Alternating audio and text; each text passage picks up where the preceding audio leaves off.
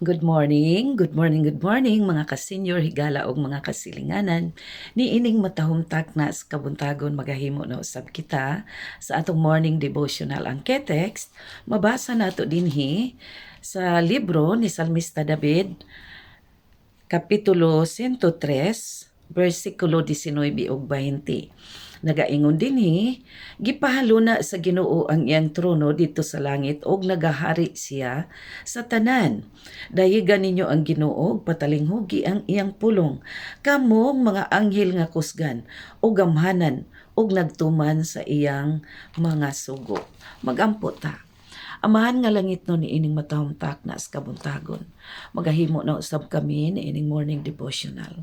Salamat Ginoo nga ikaw magapanalangin niini nga magapadayon kini hangtod sa imong pagpadayag. Og kami usab andama, pasabta ug pakinabuhia nga mahiuyon kanunay sa imong mahal nga kabubuton. Salamat ikaw nagapasaylo kanamo. Amo kining pagadawaton, pinaagi ni Kristo among Ginoong maluluwas. Amen. Magapadayon na usab kita mga minahal kong mga kaigsuunan, higala og mga ka-senior sa pagpadayon sa pagpaminaw ni ining mga hitabo sa katapusang panahon. Nagaingon dinhi ang magsusulat Ellen White, ang mga matinud-anong pagpaningkamot gikinahanglan sa mga dakbayan. Alang sa pagpangandam sa pagbalik sa atong Ginoo, kinahanglan atong himuon ang dagko nga buluhaton sa dagko nga mga dakbayan. Aduna kitay solemne nga pagpamatuod dinhi niini nga mga sentro. Ang mensahe sa pasidaan ni ining panahon na wala ikahatag sa matinud-anon sa dagko nga kalibutan sa patigayon. Matag adlaw ang mga sentro sa pamatigayon gipon sisukan sa mga lalaki ug mga babae nga nanginahanglan sa kamatuoran karon apan walay kasayuran sa kaluwasan diha sa bililhong mga prinsipyo tungod kay walay matinud-anon ug mainantuson nga pagpaningkamot nga gihatag alang niining mga tawhana. Ang mensahe sa ikatulo ka manulunda imantala na karon dili lamang sa layo ang kayutaan apan sa napasagdan nga mga dapit sa duol diin ang katawhan nagapuyo nga wala napasidan-i ug wala naluwas ang atong nga dakbayan sa bisan diin nagatawag sa matinud-anong kinasing-kasing nga mga pagbuhat sa mga alagad sa Dios. Mga minahal kong mga ka-senior, mga higala ug mga kasilinganan kaigsuunan, niining matahumtak na sa kabuntagon gipasidan-an kita sa pagpangandam sa pagbalik sa atong Ginoo.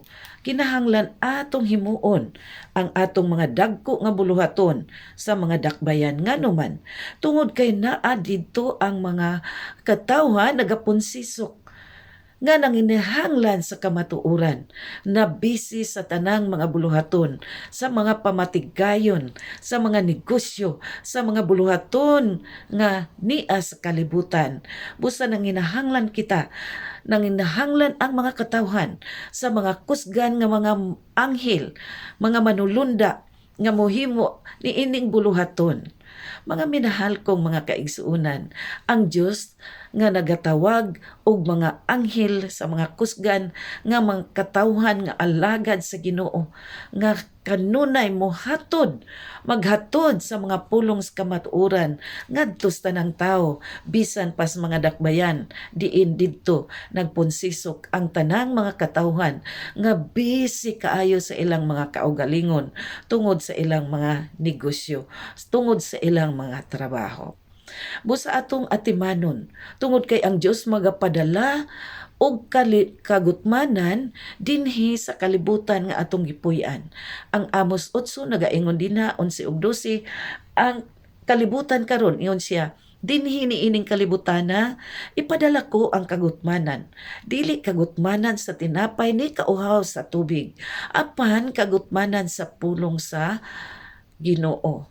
Busa andamo nato ang atong kaugalingon, mga minahal ko, tungod kay kita ang adunay responsibilidad sa paghatag niini o sa pagsulti kanila sa kamatuoran nga atong nahuptan.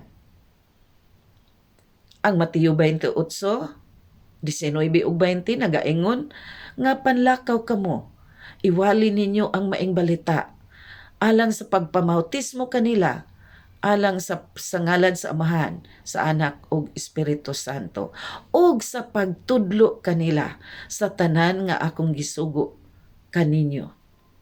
Tan-awa ako magauban kaninyo hangtod sa katapusan sa kapanahunan.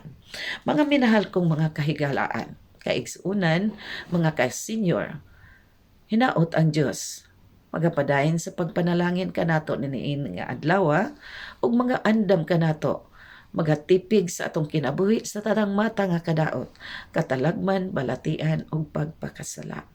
Good morning and God bless us all.